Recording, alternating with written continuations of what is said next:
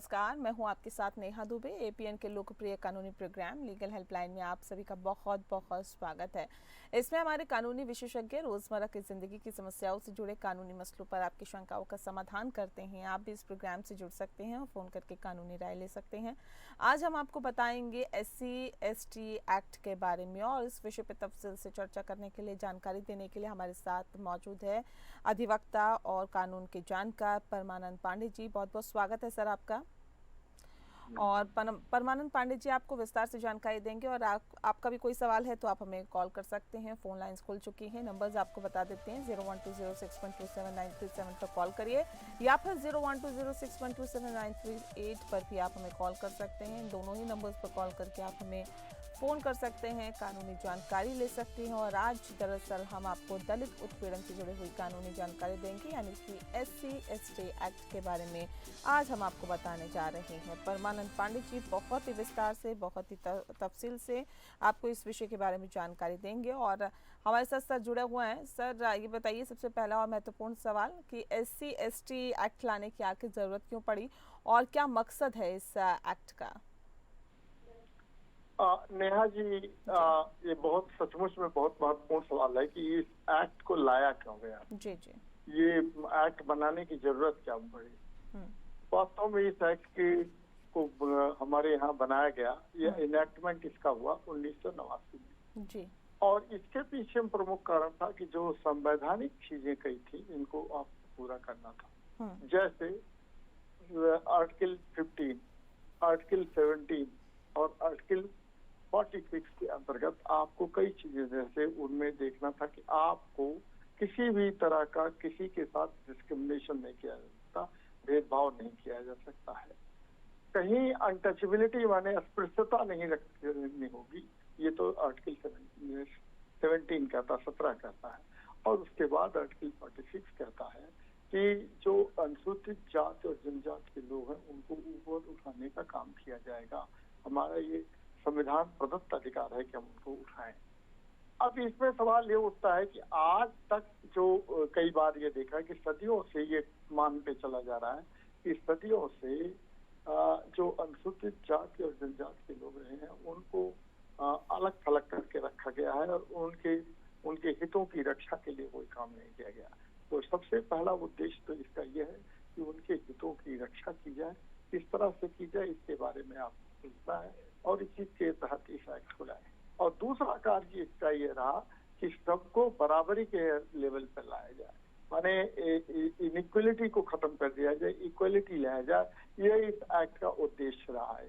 इसी एक्ट को, इसी उद्देश्य को पूरा करने के लिए इस एक्ट को 1989 में लाया गया।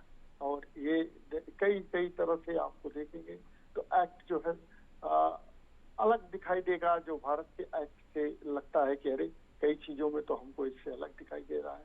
तो इसका मुख्य उद्देश्य था कि केवल यहाँ जो भेदभाव है उसको खत्म किया जाए, अस्पृश्यता को खत्म किया जाए, और इस वर्ग, दलित वर्ग के लोगों को ऊंचे उठाया जाना चाहिए। यही उद्देश्य है जी। तो सर, इस एक्ट के मुताबिक प्राथमिकी दर्ज करने से पहले प्रारंभिक जांच जरूरी नहीं है क्या? ये पहले तो ये था कि आपको प्राथमिकी दर्ज होने के बाद ही कोई चीज आपके खिलाफ या आपके किसी के जांच होगी, कार्रवाई होगी। लेकिन इसमें जांच नहीं की जाती है। इसमें अगर किसी, सबसे बड़ी ये आप इसको गलत माने या अच्छा ही मान लें, सच बात ये है कि आजकल इस एक्ट का काफी दुरुपयोग भी होने लगा है। कारण इसका यह है कि कोई व्यक्ति जाके कहेगा कि देखिए हमारे खिलाफ इन्होंने जाति सूचक शब्द का प्रयोग किया, और वो इसलिए प्रयोग किया कि हमको ह्यूमिलिएट किया जाए, यानी बेइज्जत किया जाए। इस नाते प्राथमिकी दर्ज करने के लिए वो कहते हैं कि जांच की जरूरत नहीं पड़ती है। हालांकि ये एक तरह से इसका दुरुपयोग भी बहुत हुआ है। तो उद्देश्य इस एक्ट का ये था कि आपका टोन और टेन्योर देखा जाना चाहिए। टेनर कैसा है, आपका बातचीत का लहजा कैसा है। जैसे मान लीजिए मैं एक किनार से अपने लिए बात बता रहा हूँ, हालांकि मेरा जात पात में कोई विश्वास नहीं है उस ढंग से, लेकिन मान लीजिए मैं ब्राह्मण हूँ और मुझे आप कह रहे क्या आप ब्राह्मणों जैसी बात करते हो, तो ये आपके जो टेनर है, जो आपके कहने का ढंग है, वो उससे मैं पता लगा लूंगा कि आप क्या कहना चाहते हैं मेरे लिए, क्यों ऐसी बात करते हो जैसे ब्राह्मणों की तरह से।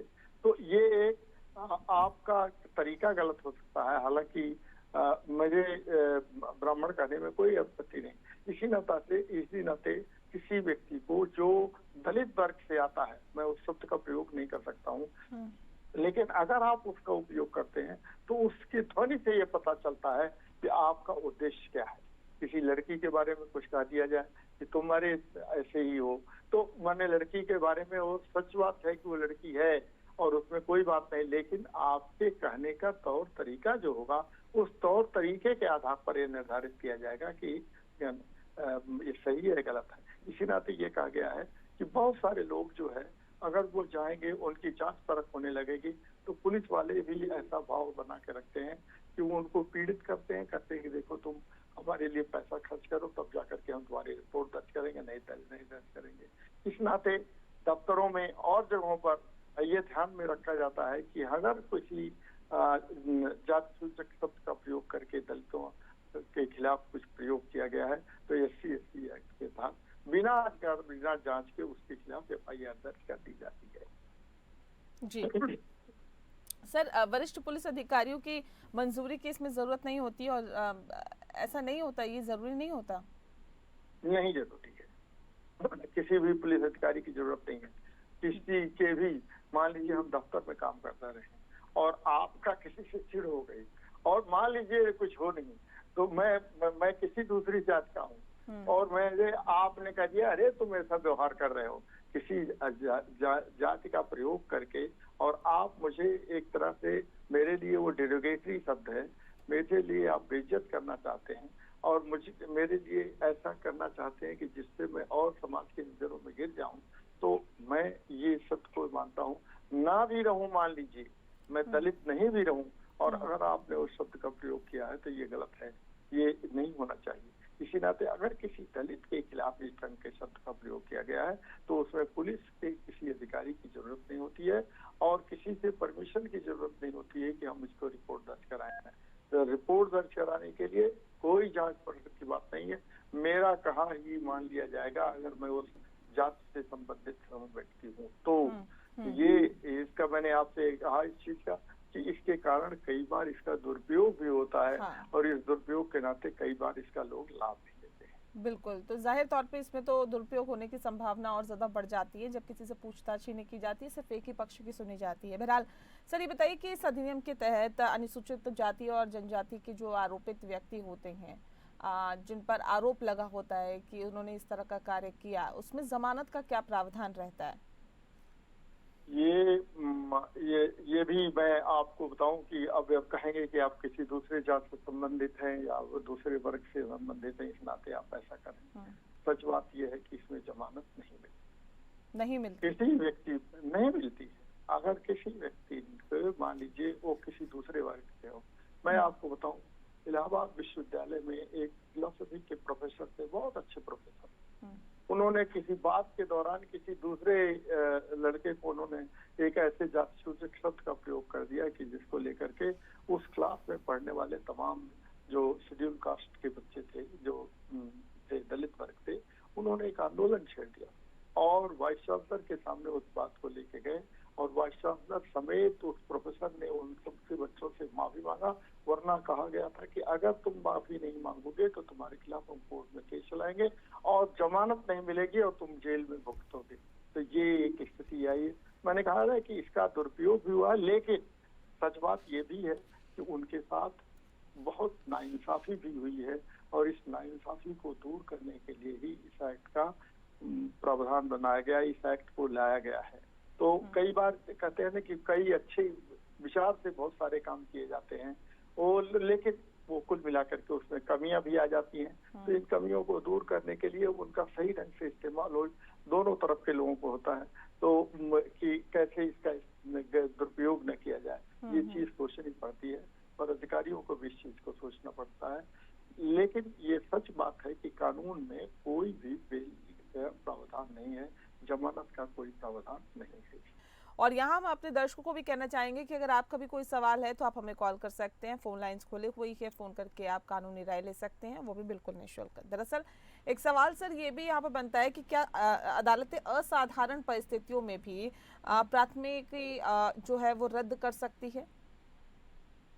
देखिए नेहा जी, ये बात आपने सवाल उठाई कि मान लीजिए कोई ऐसी कंडीशन आ गई है, एक्स्ट्राऑर्डिनरी सिचुएशन, असाधारण परिस्थिति आ गई है, तो उसी स्थिति में अदालत को पूरा अधिकार है जो प्राथमिकी को दर्ज कर दे। और ये हमारे यहाँ प्रावधान है, जो आईपीसी अभी तो दूसरा बन गया है, वो सीआरपीसी की धारा 429 के तहत ये प्रकार का प्रावधान है कि असाधारण परिस्थिति में अगर मान लीजिए किसी ने किसी के खिलाफ एफआईआर दर्ज करा दी है, तो उस एफआईआर को दर्ज करने के बाद उसको रद्द करने का अधिकार डिस्ट्रिक्ट कंसेशन जज को है और हाई कोर्ट को। ये तो अधिकार, और सुप्रीम कोर्ट को तो खैर है ही। तो इस तरह का अधिकार दिया हुआ है कि मान लीजिए किसी ने किसी के खिलाफ कोई प्रथम दृष्टया उसके आरोप नहीं बन पा रहा है और वह हमने झूठा आरोप लगा करके उस व्यक्ति को बता दिया है। मैं दलित वर्ग से आता हूँ और मैंने झूठा आरोप लगा करके किसी व्यक्ति को ऐसा बता दिया है जो सामने से दिखाई देता है कि नहीं, ऐसा करता ही नहीं है, तो निश्चित तौर पर ये अधिकार अदालत को मिला हुआ है कि उसको वो रद्द कर दे।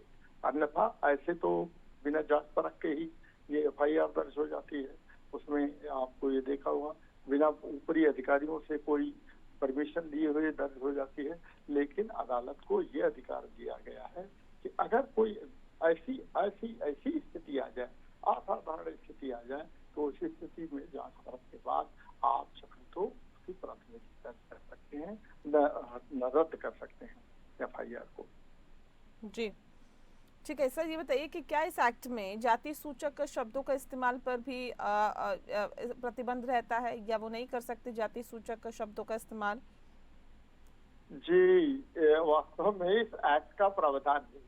मान लीजिए कुल मिला के मैंने आपसे कहा ना कि कई शब्दों का हम प्रयोग नहीं कर पा रहे हैं। तो मान लीजिए मैंने कहा ना कि जाति सूचक प्रयोग शब्द का प्रयोग, हम किसी दूसरी जात से संबंधित हो, हम दलित या हो या ना हो, या SC/ST एक्ट के अंतर्गत हम उस जात से संबंधित हो या ना हो, लेकिन अगर ये प्रयोग किया गया है तो मुझे बेइज्जत करने के लिए किया गया है, तो इस एक्ट का प्रयोग किया जा सकता है। और उसमें मान लीजिए कोई व्यक्ति किसी दूसरी जात से संबंधित हो और उससे कहा जाए कि क्या यार तुम तो ऐसे ही व्यवहार कर रहे हो इस ढंग से, उस जात का नाम लेकर के, निश्चित तौर पर ये उसमें देखा जाएगा कि इस व्यक्ति ने हमारे खिलाफ जिन शब्दों का प्रयोग किया है वो मुझे बेइज्जत करने के लिए किया गया है, मेरी सामाजिक मर्यादा को तार करने के लिए किया गया है। इस नाते इसके खिलाफ हमको दर्ज करना पड़ेगा मुकदमा, और उस मुकदमे को दर्ज करने के बाद इसके खिलाफ आपको कोर्ट में कार्रवाई होगी, उसको पनिशमेंट भी होगा, वो जेल भी जाना पड़ेगा। ये भी स्थिति इस एक्ट में दिया गया प्रावधान है इसका। तो निश्चित तौर पर जाति सूचक शब्दों के प्रयोग के लिए इस पर रोक है, और किसी भी तरह के अगर किसी ने जाति सूचक शब्द का प्रयोग किया जिससे कि उसमें उसकी तौहीन, उसकी बेइज्जती, उसके प्रति असम्मान जाहिर होता है, तो इस शब्द का प्रयोग किया जा सकता है। जी, इसके अंदर सजा और जुर्माने का क्या प्रावधान रहता है जब आप जाति सूचक शब्दों का इस्तेमाल करते हैं? जी नेहा जी, आपने एक बहुत अच्छा, क्योंकि आमतौर पर ये बात आती है, लोग इस चीज को पूछते हैं कि सजा क्या है और मतलब इसमें क्या जुर्माना। देखिए, एक्ट के तहत अगर मान लीजिए किसी व्यक्ति के खिलाफ यह तय हो गया कि इसने इस उद्देश्य से इस व्यक्ति के को खिलाफ कोई एक्शन लिया है, तो उसमें आपको जो ऐसा अपराध करने वाला है उस व्यक्ति को जेल में डाला जा सकता है और 3 साल तक के लिए अधिकतम सजा दी जा सकती है। और उसके लिए न्यूनतम जो अभी की स्थिति आई है कि 500 रुपए तक जुर्माना किया जा सकता है और 3 साल तक की सजा दी जा सकती है कि उसने इस एक्ट का दुरुपयोग किया है। इस एक्ट के तहत उसने किसी को जाति सूचक शब्द से प्रयोग किया है, किसी के अत्याचार किया है, किसी को बेइज्जत किया है, अपमानित किया है, तो उसके खिलाफ यह कार्रवाई की जा सकती है। इसमें सजा और जुर्माने दोनों का प्रावधान है। जी ठीक है सर, SC/ST मामलों की सुनवाई किस कोर्ट में होती है? देखिए, SC/ST एक्ट के मामलों की सुनवाई सामान्य कोर्ट में नहीं होती। हाँ। SC/ST एक्ट के तहत एक विशेष अदालत बनाई जाती है, वो लगभग हर जिले में होती है। अब तो अभी बहुत जिलों में नहीं है, लेकिन सामान्य तौर पर हर जिले में बनाई जाती है। जैसे आप देखेंगे कि एक नहीं, जैसे बच्चों के प्रति, स्त्रियों के लिए कई तरह के जो अपराध होते हैं, उनके लिए फैमिली कोर्ट्स अलग से बना दिए जाते हैं। उसमें उनमें जांच उनकी पर होते हैं, उनके वहां पर सुनवाई होती है। ऐसे ही SC/ST एक्ट के तहत हर जिले में, लगभग हर जिले में, कई जिलों में भी नहीं भी है, एक कोर्ट गठित किया जाता है और उस कोर्ट को गठित करने के बाद उसमें सुनवाई होती है और उसी के द्वारा ये फैसला दिया जाता है। देखिए, अगर मान लीजिए नॉर्मल कोर्ट में ये मामला चला जाएगा तो सजा मिलने के बजाय आप समझिए कि जिस व्यक्ति ने मुकदमा दर्ज किया है वही परेशान हो जाएगा कि कितना दिन लगेगा, एक तो समझ में नहीं आता कि उसके लिए कितना दिन तक किया जाएगा और वो बेचारा परेशान हो जाएगा जिसने मुकदमा दर्ज कराया है। ऐसी इस स्थिति में ये कोर्ट जो है, इसके लिए विशेष अदालतें होती हैं। ये स्पेशल कोर्ट्स गठित किए जाते हैं जो इसका ट्रायल करते हैं और उस ट्रायल में जो व्यक्ति पीड़ित पाया जाता, अपराधी अगर पाया जाता है, तो उसको सजा होती है, उसके ऊपर जुर्माना भी किया जाता है। लेकिन ये सामान्य अदालत में ये कार्रवाई नहीं हो सकती है। सामान्य अदालत के अलावा ये विशेष तौर पर गठित अदालतों में ही इस पर मुकदमा चलता है। जी, चलिए, बहुत शुक्रिया आपका परमानंद पांडे जी। आपने बहुत ही विस्तार से इस विषय के बारे में हमें जानकारी दी, हमारे दर्शकों को जानकारी दी और SC/ST एक्ट के बारे में बताया। ये भी बताया कि कितना जुर्माना होता है, कितने सज़ा का प्रावधान होता है, कैसे जो आरोप है वो लगते हैं और कभी कभी इस आरोप का जो है, इस केस का जो है, इस कानून का जो है वो दुरुपयोग भी होता है और उस दुरुपयोग से कैसे बचा जा सकता है। इसके लिए विस्तार से जानकारी देने के लिए बहुत शुक्रिया आपका परमानंद जी। इसी के साथ लीगल हेल्पलाइन में फिलहाल के लिए इतना ही। नमस्कार।